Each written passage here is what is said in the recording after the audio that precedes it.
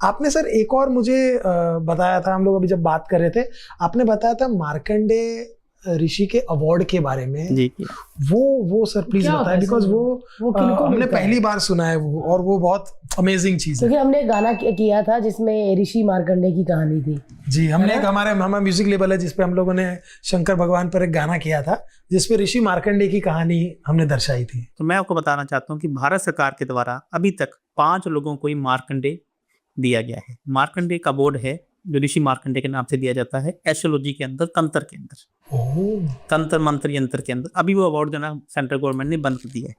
तो भारत सरकार के द्वारा अभी तक 5 लोगों के दिए गए, उनमें से 4 लोग अभी इस दुनिया में नहीं है, उनके स्वर्गवास हो गया।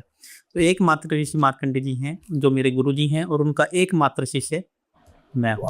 क्या बात है। तो जो मैंने एस्ट्रोलॉजी सीखी है वह उनसे सीखी। तो मैंने तंत्र सीखा, जो मैंने मंत्र सीखे, जो मैंने देखा कि एस्ट्रोलॉजी की उपाय आप किसी को बताया, आपके उपाय बताए लोगों के लगे, तो उसके लिए भी आपको उपासक की एक आपके पास एक उपासक की ओदा होना चाहिए, उपाय का ओदा होना चाहिए कि आप किसी को उपाय आपके बताए जो आपके श्रीमुख से बताए हुआ उपाय सामने वाले को लगे। और मेरे गुरुजी हमेशा कहते हैं कि दोस्त, किसी का काम करना है मत करना, लेकिन किसी के साथ चीटिंग मत करना। ये ध्यान रखना। क्यों? क्योंकि आप जब किसी से पैसा लेते हैं उपाय के नाम पर, पूजा के नाम पर, कि मैं तेरी ये पूजा करूंगा, मैं तेरा ये उपाय कर दूंगा, ध्यान रखना तो सीधी वो पैसा सामने वाले को नहीं फला और तेरा पैसा उसके मन से उसकी नहीं आई तो तेरा वो पैसा तेरे को भी नहीं फलेगा। यदि पूजा के नाम पे पैसा लेगा तो पूजा पक्का करवाना। और पूजा कराने का एक नियम है, एक विधि है, एक विधान है। तो मैं भगवान से डरकर कहता हूँ मुझे ऐसा पैसा नहीं चाहिए जो कल को मेरे ही परिवार को नुकसान करे। आज मैं किसी की भी पूजा कराता हूँ तो लोग, आप जानते हैं, 2 लोगों को डरा कर पैसा लेते हैं। तेरा ये करवा दूंगा मैं, तेरा ये बाबा जी से मिलवा दूंगा, मेरा गुरु ये है। उसको बताते ही नहीं कि ना उससे संकल्प लेते हैं ना उससे कुछ करवाते हैं। मैं यदि पूजा करता हूँ तो पूजा करवाता हूँ क्योंकि मुझे पता है ये लौट कर बातें कहाँ नहीं है हमारे पास। पैसा यदि मैं भगवान के नाम से ले रहा हूँ तो यदि हम नहीं करेंगे तो भगवान तो देख ही रहे ना। आप और मैं नहीं देख रहे तो क्या हो गया, ऊपर वाला तो देख ही रहे।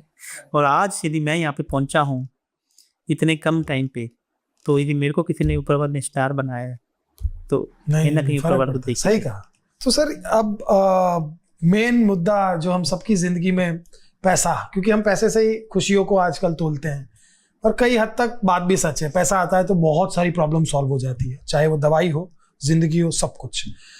पैसे के लिए किस राशि, क्या उपाय, कोई ऐसी चीज जो हम जान सकते हैं? सबसे पहले तो पैसा, आपको ये मैं आपको अभी बताया कि पैसा देने वाली राशियां कौन कौन सी हैं, और उसमें जो बैठे हुए ग्रह हैं यदि आप उनका काम शुरू कर देते हैं तो आपके पास पैसा आएगा ही।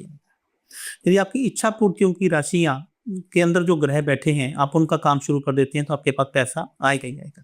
हमने यदि मोक्ष के अंदर जो बैठी हुई राशियां उनका काम शुरू कर दिया तो इधर से तो पैसा आ रहा है, उधर से पैसा करेक्ट। आप ये देखिए कि हमारी कुंडली में जो भाग्य का घर है वो 9वां घर है, हमारे जो कर्म, हमारे प्रोफेशन का घर है वो 10वां घर है, और इच्छा पूर्ति का जो घर है वो 11वां। अच्छा। और जो पैसा हमारे पास रुका रहे वह दूसरा कर्म।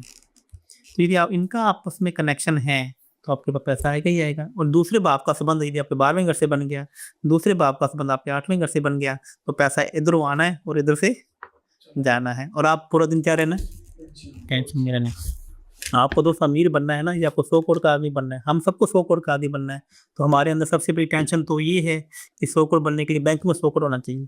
बैंक में 5 लाख ही नहीं बहुत है, 5 में 10 लाख ही बहुत है, क्योंकि आपका माइंड फ्री होना चाहिए। पैसा पैसे को कमाएगा, करेक्ट, पैसा पैसे को लेकर आएगा।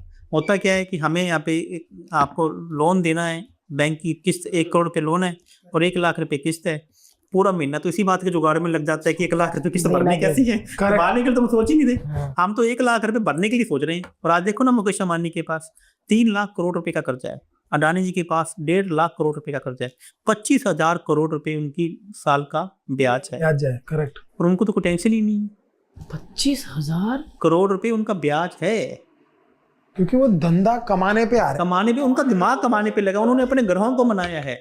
इतना लोन तो सब पे ही होते हैं ना। लोन के बिना थोड़ी जिंदगी जीते लोन हैं सर। आप ये बताओ, ये लोन आपके लिए ब्लड है कि लोन आपके लिए ब्लड कैंसर है? बस यही आपको चेक करना है। सही बात, तो सही आपका बात। कहीं आपका लोन आपके लिए ब्लड कैंसर ना बन जाए, बस आपको इतना सा ध्यान रखना है। दोस्त, आप पैसा कमाने पे दिमाग लगाइए ना, उन्हीं ग्राहों के पास पहले चले जाइए ना जो आपको लूटने के लिए आए हैं। आप पहले उनके पाँव पड़ जाइए जाके कि भैया मैं तेरे पास आ गया हूँ, तो ग्रह आपको परेशान करेंगे नहीं। Correct. आप लोगों के पाँव दबा रहे हैं, लोगों की मिन्नतें निकाल रहे हैं, तो भगवान की मिन्नतें निकालो ना। आपको किसी के पास नाचना ही नहीं पड़ेगा।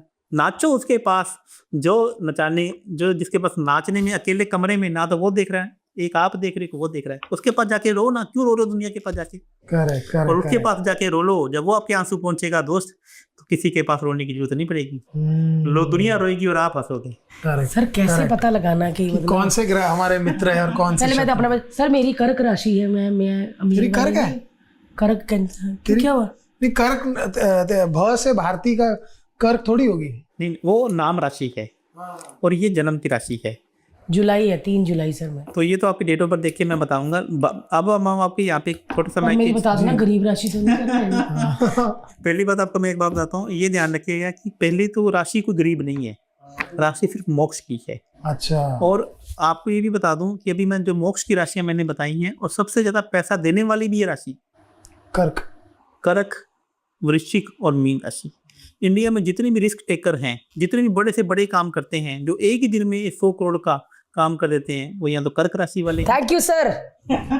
मेरी नाम की राशि कर्क है। और यहाँ पे वो वृश्चिक राशि वाले हैं, और यहाँ पे मीन राशि। तू कह दे मम्मी डैडी का नाम भी घर का कर्क है। मैं बोल रहा हूँ मेरा कर्क है। ह से कर्क होता है ना सर। ह से कर्क होता है, और भ से आई थिंक को अलग है। हाँ, सच्ची बोल रहा हूँ। हाँ, अब आप सारे ना कह देना कर्क हो तुम लोग। क्या हो? मिथुन राशि। तो मिथुन दास से पूछते हैं आपका कि कैसा है। मैं अब यहाँ पे मैं थोड़ा सा बीच में ना एक ट्विस्ट को डालना चाहूंगा। आज आप देखो कि इंडिया में न्यूमोलॉजिस्ट की बात चलती है। करेक्ट हर एक आदमी अपने पीछे ए लगा देता है, आई लगा देता है, और नाम को ऐसे खराब कर देता है। करेक्ट। मेरा राशियां 4 प्रकार के तत्व की होती हैं: अग्नि तत्व की, जल तत्व की, पृथ्वी तत्व की और वायु तत्व की। यदि आपका अग्नि तत्व की राशि है, जन्म की राशि है, तो आपने गलती से भी अपना नाम जल तत्व में रख दिया तो आपका भाग्य है तो उदया है, लेकिन आपने अपने नाम की राशि और जन्म की राशि को, आपका जन्म की राशि कौन सी है? अग्नि तत्व की, और नाम किस पर रख दिया आपने? जल तत्व की। आपने देखा ही नहीं, आप एक न्यूमरोलॉजिस्ट के पास गए, वो कहता है ये राहु का है, ये केतु का है। आपने देखा ही नहीं वो जल तत्व का है कि अग्नि तत्व का है। आपने तो उठाया और उसके बाद ए लगाते रहो, चाहे आई लगाते रहो, चाहे ऊ लगाते रहो, उससे कोई फर्क नहीं पड़ेगा। आपको अपनी नाम राशि और जन्म की राशि को मैच करना पड़ेगा, क्योंकि राशियां भी आपस में शत्रु हैं। अग्नि तत्व जल तत्व का शत्रु है, इसी प्रकार से हर राशि शत्रु भी है और एक मित्र भी। तो ये ध्यान रखना। आप देखो ना, रिलायंस सारी दुनिया क्या कहती है, केतु ग्रह सबसे कमजोर ग्रह है। रिलायंस का टोटल कर लो 7 पे आ रहा है। अमिताभ बच्चन का टोटल कर लो 7 पे आ रहा है। देखिए ना आप आपके सामने। तो मैं ये कह न्यूमरोलॉजी एस्ट्रोलॉजी का 5% ही है। 5% 5 भी नहीं होगी तो चाइना की बनाई हुई है, इंडिया की तो भाई नहीं। हमारे शास्त्र उठा के ले गए थे। मुगल से एक रोशु नाम का ऋषि था, उसने मुगलों से उठाया, चाइना लेकर चला गया और उसने वहाँ से न्यूमरोलॉजी ली दी, और वो न्यूमरोलॉजी उठा के भारत पे आ गई। जब आप देखो, आपने कुआं नंबर के बारे में पढ़ा होगा न्यूमरोलॉजी में। कुआं नंबर निकालते हैं साल का 4 क्लास के अंक मिला के। कुआं नंबर, बगुआ नंबर, पाकुआ नंबर, ये हमारी लैंग्वेज ही नहीं है, ये चाइना का सुना मैंने अभी। चाइना का कैलेंडर ईयर है। और ये पाकुआ मिरर लगा लो, बगुआ मिरर लगा लो, ये मिरर लगा लो, ये इंडिया के कैलेंडर पे। हमारा जो कैलेंडर है वह पंचांग पे आधारित है, और वह पंचांग पे आधारित है और विक्रम संवत पे आधारित है। जहाँ पे हम तिथि की बात करते हैं, क्या आप दीपावली, आज जो दीपावली आती है अगली तारीख सेम होती है क्या? कभी होती, कभी होली तारीख सेम होती है क्या? नहीं, ये तिथि पे आधारित है। और ये कैलेंडर चंद्रमा और सोलर सिस्टम पे आधारित है, और हमने कैलेंडर विक्रम संवत बनाया और जिसकी हूबहू कॉपी गैरगोरी ने करती। अच्छा। आप देखो ना, एक दिन में कितने घंटे होते हैं? 24। क्योंकि 24 होरा होती हैं। होरा शब्द से आर बना। एक घटी में 60 पल होते हैं, और एक पल में 60 विपल होते हैं। उसको देखे अंग्रेजों ने 1 घंटे में 60 मिनट बना दिए और 1 मिनट में 60 सेकंड बना दिए। हमने बताया कि एक दिन में 2 प्रकार की होरा होती है, एक दिन की होरा, एक रात की होरा। तो उन्होंने 12 AM और 12 PM बना दी। अब ये सारा कुछ हमारा ही लिखा हुआ है, क्योंकि हम अपनी संस्कृति को भूल गए। मंत्र हमारे, चीजें हमारी, करेक्ट, और हम पे लागू की जा रही हैं, ये कह के कि भैया तुम ये करो। आज 7 चक्रा है, वो हमारा दिया हुआ है। कैंडल लाइट डिनर हमारा दिया हुआ है। Candle light dinner. Yes, candle light dinner. मैं आपको आप बताता हूँ, मैंने इसके ऊपर एक इन्वेंशन की है। कैंडल लाइट आपको क्या लगता है कि फॉरेन का कंसेप्ट है? करेक्ट। तो कैंडल लाइट डिनर कब किया जाता है? कैंडल डिनर 2 कंसेप्ट में किया जाता है। एक तो आपकी जब पेट खराब होता है, आपको लगता है कि आपकी बॉडी में जो पित्त है ना वो कमजोर होता है, तो आप सामने कैंडल लीजिए और उसे डिनर कीजिए, तो आपकी बॉडी में फायर एलिमेंट एक्टिव हो जाएगा। आप हवन कीजिए, पुराने टाइम में हवन किया जाता था, हाँ हाँ। ठीक है। अब जैसे ही आप हवन करते हैं तो कैंडल लाइट डिनर से आपकी बॉडी में जो फायर एलिमेंट आए थे, तो आपका बॉडी में पाचन क्षमता अच्छी हो जाती और रात को वैसे भी जठर की अग्नि कम होती है, तो इसीलिए वो कैंडल। अच्छा। है। और दूसरा, जब रिश्तों में तलखीपन आ जाता है, जब आदमी की लाइफ में रोमांस खत्म हो जाता है, तब कैंडल लाइट डिनर किया जाता है। हाँ, कहते हैं प्यार वाला क्या, आओ कैंडल लाइट डिनर। आओ कैंडल लाइट डिनर करते हैं, अंधेरे में जाइए और कैंडल लाइट डिनर। तो मतलब शुक्र की कैंडल से डिनर किया जाता है, रोमांस की कैंडल से डिनर किया जाता है। एक अंधेरे में जाओ और वहाँ पे शुक्र की कैंडल जलाइए, तब आप उसका डिनर कीजिए, तो आपकी बॉडी में क्या आएगा? फायर आएगा। तो आपको लगेगा कि अब आपस में प्यार किया जाए और आलिंगन किया जाए। तो ये बॉडी के अंदर फायर एलिमेंट को जागृत करने के लिए शुक्र की कैंडल से डिनर किया जाता है। और आपका पेट खराब हो जाए तो मंगल की कैंडल से डिनर किया जाता है। और आपकी बुद्धि ही नहीं काम कर रही तो बुध की कैंडल से डिनर किया जाता है। और आप एंजाइटी में आ जाते हैं तो चंद्रमा की कैंडल से डिनर किया जाता है। और आपके दिमाग में आइडिया नहीं आ रहे तो गुरु की कैंडल से डिनर किया जाता है। Oh wow.